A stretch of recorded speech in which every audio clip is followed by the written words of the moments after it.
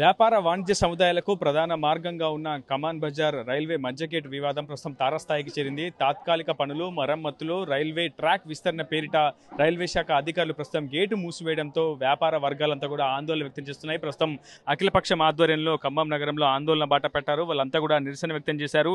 ఖచ్చితంగా మధ్యగేట్ వివాదాన్ని పరిష్కరించాలని కూడా రైల్వే అధికారులకు వినతి పత్రం ఇచ్చారు, డిమాండ్ కూడా చేశారు. ప్రస్తుతం అందుబాటులో అఖిలపక్ష నేతలు ఉన్నారు, వారితో మాట్లాడించే ప్రయత్నం చేద్దాం. అయితే కేవలం తాత్కాలిక చర్యల కోసమే ప్రస్తుతం గేటు మూసివేశామని చెప్పి రైల్వే శాఖ అధికారులు చెప్తున్నారు. ఈ స్థాయి ఆందోళనకు గల కారణాలు ఏంటి?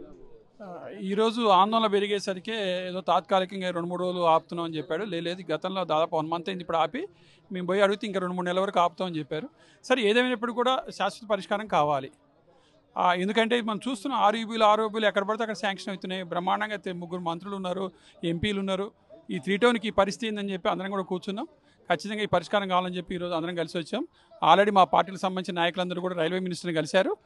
వాళ్ళందరూ కూడా హామీ ఇచ్చారు, అక్కడ మినిస్టర్ గారు కూడా హామీ ఇచ్చారని చెప్పారు. ఈరోజు ఇక్కడ ఉన్నటువంటి సి రామారావు గారు కూడా స్పెషల్గా వరంగల్ నుంచి వచ్చారు.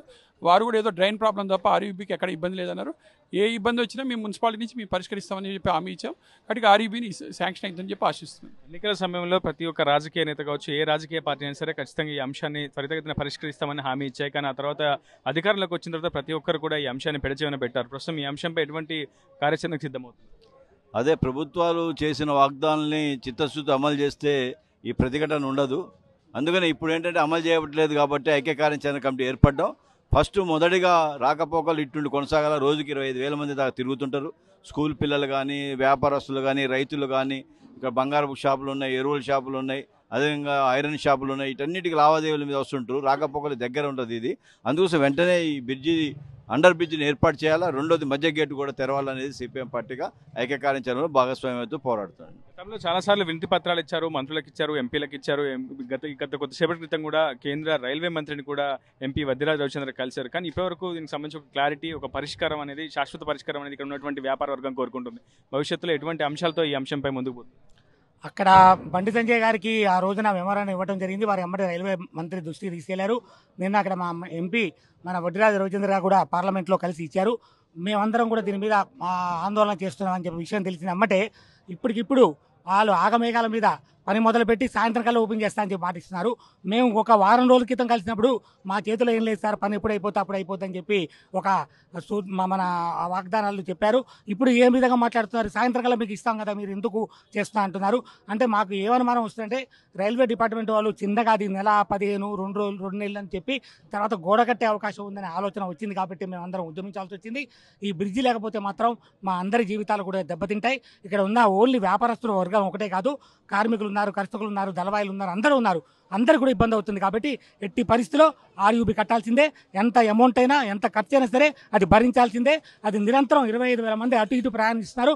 దాన్ని కూడా దృష్టిలో పెట్టుకొని రైల్వే డిపార్ట్మెంట్ వాళ్ళు ముందు రావాలని కోరుకుంటున్నాం. ఒక్కసారి కాదు, ప్రతి 2 ఏళ్లకు ఒకసారి మరమ్మతుల పేరిట ఇదే పరిస్థితి నెలకొంటుంది. ప్రస్తుతం నూతన ట్రాక్ను కూడా ఏర్పాటు చేస్తున్నారు. ఒకవేళ నూతన ట్రాక్ అందుబాటులోకి వస్తే ప్రతి అరగంటకి కూడా ఒక సూపర్ ఫాస్ట్ ట్రైన్ ఇక్కడి నుంచి వెళ్ళే అవకాశం ఉంటుంది. సో అప్పుడు రాకపోకలకు మరింత అంతరాయం కలుగుతుంది కదా. సో ఇటువంటి సమస్యలకు ఒక పరిష్కార మార్గం ఏమని భావిస్తున్నారు? నేను అదే చెప్తా ఉన్నాను. 3 టౌన్ ప్రాంతం నుంచి అండర్ బ్రిడ్జి కట్టండి. అండర్ బ్రిడ్జి కడితే ఇక్కడ ఉన్న వ్యాపారస్తులు అయితేంది, ఇక్కడ ఉన్నటువంటి హమాలీలు అయితేంది, ఇక్కడ ఉన్నటువంటి 1,00,000 మంది జనాభా కూడా ఇటు నుంచి పోయే అవకాశం ఉంటుంది. కాబట్టి మేము అండర్ బ్రిడ్జి డిమాండ్ చేస్తా ఉన్నాం. ఒకవేళ చేయని పక్షంలో వ్యాపారస్తుల మద్దతు తీసుకొని, 3 టౌన్ ప్రజల మద్దతు తీసుకొని పరిరక్షణ కమిటీ ఆధ్వర్యంలో సిపిఐ పార్టీ పెద్ద పోరాటం చేస్తుందని హెచ్చరిస్తా ఉన్నాం. మొత్తంగా వ్యాపార వర్గాలకు మద్దతుగా అటు అఖిలపక్ష రాజకీయ పార్టీల నేతలు అయితే ఆందోళన బాటపట్టారు. ఖచ్చితంగా ఈ అంశంపై ప్రభుత్వాలు త్వరితగతిన ఈ సమస్యను పరిష్కరించాలి, రైల్వే అండర్ పాస్ కానీ లేదంటే ఆర్ఓబీ కానీ ఏర్పాటు చేయాలి, నిర్మించాలని చెప్పి పెద్ద ఎత్తున డిమాండ్ అయితే వ్యక్తమవుతుంది. ఇది వీళ్ళు సాయంత్రంతో రిపోర్టర్ ఉదయ్, RTV ఖమ్మం నుంచి. మరిన్ని వీడియోస్ కోసం ఛానల్ ని సబ్స్క్రైబ్ చేయండి. లేటెస్ట్ అప్డేట్స్ కోసం వాట్సాప్ ఛానల్ ని ఫాలో అవ్వండి. ఆ లింక్ డిస్క్రిప్షన్ లో ఉంది.